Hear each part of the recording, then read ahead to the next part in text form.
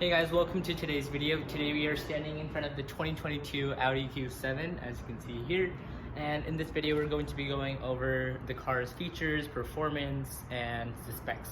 So I'm going to be showing you inside and outside the car, going over the overall aesthetics, and just talking briefly about the car. So let's get started. Okay, so starting off with the key fob for the car, you can see that I have it here. And at the very top you have the lock button. In the middle, you have the power tailgate button, and at the bottom, you have the door unlock button. And at the very bottom, you have the 4 rings for the Audi logo. And on the back, it's pretty cool too. You have the panic button over here at the top. And at the bottom, you'll see this little metal, I don't know what to call it, but like a weird like rectangular shape. And if you click that and pull up on the key, kind of hard to do with one hand, but let me just do that really quick. You can see that it unlatches the physical key fob, and you can use that to get into the car as well as a secondary way in case your key loses battery or something like that. So it also snaps back into place right away if you try to push it back in. So to unlock the car, you can either press the unlock button on the key fob like normal, or you can just go up to the door and you'll see like this little rectangle or like a square type of button over there, and all you have to do is put your finger on it. And you can see that if it is unlocked, it's gonna lock the car. Now let me try locking it from the key fob. And you can see it just unlocked the car. So here is the inside really quick. This is the 2022 Audi Q7 TFSI 45 Premium. So that's a really long name to say, but that's what this model is exactly. And here you have the 2 screens, the main screen at the top and the climate control screen at the bottom. You have a few physical buttons as well. You have the drive mode, you have traction control, hazard lights, front, like the windshield, air ventilation, rear window, that thing over there, ventilation. You have the driver assistance button. You have the parking, and that's like a really cool button. I'll show you more when I turn on the car, but you can view your cameras from that, and the engine start stop button. Here you have the dial for the music controls, so you can just twist it to raise the volume, twist it counterclockwise to lower the volume. You can push it to the right and left to skip or go back a track, and if you just press it, it can turn off or turn on the radio. In the middle, you have 2 cup holders, and you have the 12-volt cigarette style lighter in the middle. And in the middle as well, you also have the gear lever. And the gear lever is pretty cool. It's very futuristic in this car. And basically, you have the parking button on the right, and all you have to do is press on this on the side and pull it back or front to put the car into reverse, neutral, or drive. Here you have the electronic parking brake, and you can see that this screen just turned on, and basically it's a full display. And if you go back to home, you'll find that you have all your different settings and information over here. I'm going to be making a second video more in depth for the middle screen and for the Audi MMI system. But I'm gonna go over it briefly in this video. So after I publish the video, I'll have it in the link in the description so you can check that out. And let me unlock it really quick as well. And climbing in onto the driver's side, I'm going to press the start stop button to turn on the car. So you can hear the starting up chime. And on the bottom screen, you have all the climate controls. You have the heated seats, the AC, and this 3-dot button here pulls up this on the front screen. And what it does is that you can turn on your heated steering wheel, control the rear temperature, sync all the temperatures for the whole car, turn off the AC, or put the AC on max. Here on the steering wheel, you have a few physical buttons as well. You have the arrows here to control the gauge cluster screen, and Audi has one of the best gauge cluster screens in the industry. So they have a full digital gauge cluster, and basically you can choose the viewing modes. And one of the best features in this car is that you can have a full display for the map in the gauge cluster as well, which is amazing if you're the driver. It makes your life so much more easier. So you can see that you can see pretty much everything in the screen here. And if you were to set up a navigation route in the main screen over there, it would automatically show it up there too. So next, you have this programmable button over here with the asterisk, and that pulls up this in the middle screen, and you can see that you can set it different things to do. The stalks on the right and left side are pretty self-explanatory. It does have cruise control on the left side, and it has gear shifting paddles, so you can see that you can shift those paddles over there. And I know that it says check engine light right now, but that's only when the car is in battery mode, which it is in right now. So if you were to put your foot on the brake and press start, and that starts the whole car entirely, that would take away the check engine light. So here in the center console, you have a decent amount of storage, I would say. It can hold a few magazines, papers, or something like that. And another cool thing is that if you look back here, you have 2 USB Type-C ports, which is great because USB Type-C is the future. So I'm really happy to see that. This middle console over here is also quite adjustable.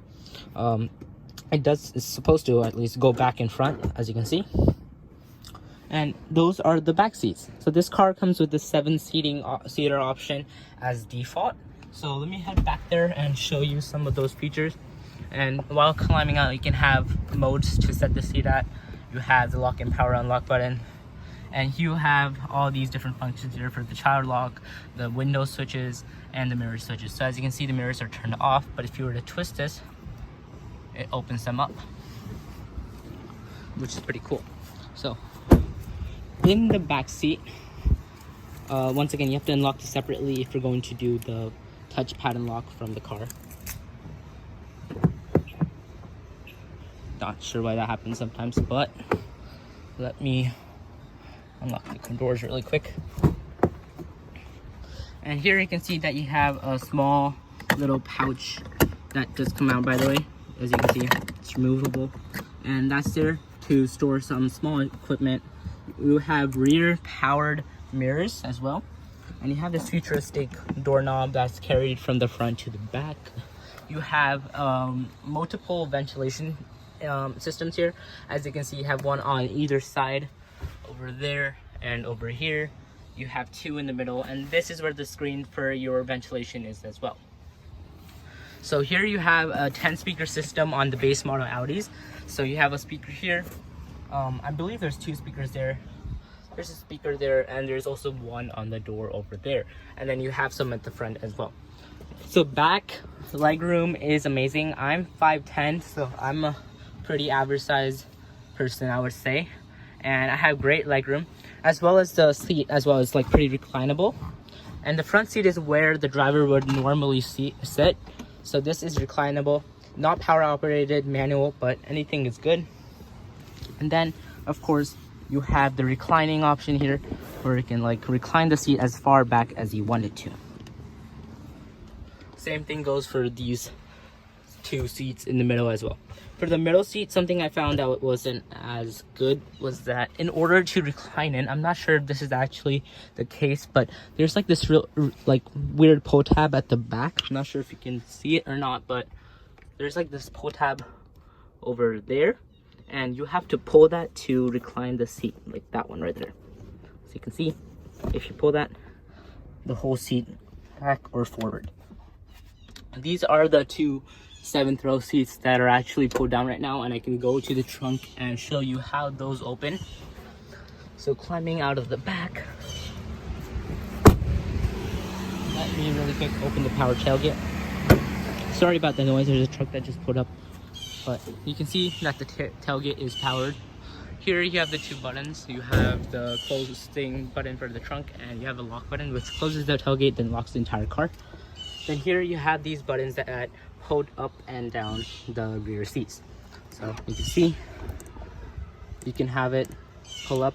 The problem is though, you cannot have those back seats all the way reclined back, because otherwise it gets stuck. So I'm gonna put this forward and pull this forward as well, and I believe that should be fine. yes. You also have to pull the middle seat forward, which, like I said, was pretty inconvenient, honestly. And let me go ahead and pull the seat forward as well. Okay, so now you can see that they come up fairly easily. I would say you just have to press and hold the buttons. And the headrest is manual, so you would have to pull that up yourself. To drop them, same procedure. I believe it automatically drops the headrest, yes. And same for the other one. If it notices that it won't go all the way down, it does come up for a second to adjust the seat before it can go all the way down. And over here you have the same buttons at the back, as you can see, to control it. And that is true on both sides, so you don't have to all the way go there. To get into the 7th row though, you do have to push on this and pull up on the seat. And as you can see, it's hydraulics operated, so it's not as hard as you would think it is. And you have quite a clear opening to get into the back. So if I was to have the rear seat go up again, I could actually climb in fairly easily from the 2nd row to the 3rd. And of course, you don't have amazing legroom back here. This is good if you have like 5-year-olds or little toddlers in the back. I don't think you can comfortably fit adults in the back as well. Like it's gonna be really crowded back here. You do have 2 back seats though, so I guess that adds to the practicality as well. You do have child seat hooks at the back. And now, getting out of the car, let's just go over the overall design for the car. So let me just show you what I mean by this button over here. As you can see, if I press that button and click the power tailgate button, there we go, and that locked the trunk. So you have power folding and heated mirrors on the side. These are the 20-inch wheels, I believe. This is the upgraded wheel design, so these do not come standard on the premium models. You do get like a weird other design, which actually looks pretty basic, so I don't like that. In the front, you have matrix LED headlights, and of course, all Audi Q7s come with the Quattro 4-wheel drive, all-wheel drive systems. And this is the camera right here that I was talking about. So what this camera does is that this camera looks ahead of you, and if your car is in auto mode, then it automatically scans the ground and it adjusts the suspension and drive mode according to that. So that's pretty much it. And for this, as you can see, just hydraulics powered, and everything is pretty self-explanatory from there. The back headlights I do like a lot though, because they have like these different stripes going down, and then they have one big swirl going to the right, which looks amazing in the dark time. So again, keep tuned for my Audi MMI video coming out, and that'll explain the screens better. You do have dual sunroofs at the top, like you can see that. I was in a very awkward angle, so I don't know how well I shotted that, but like, yes. Okay, so that's pretty much it for this video, guys. If you enjoyed, I hope you liked this video, and please give it a thumbs up down below, and don't forget to subscribe. Thank you.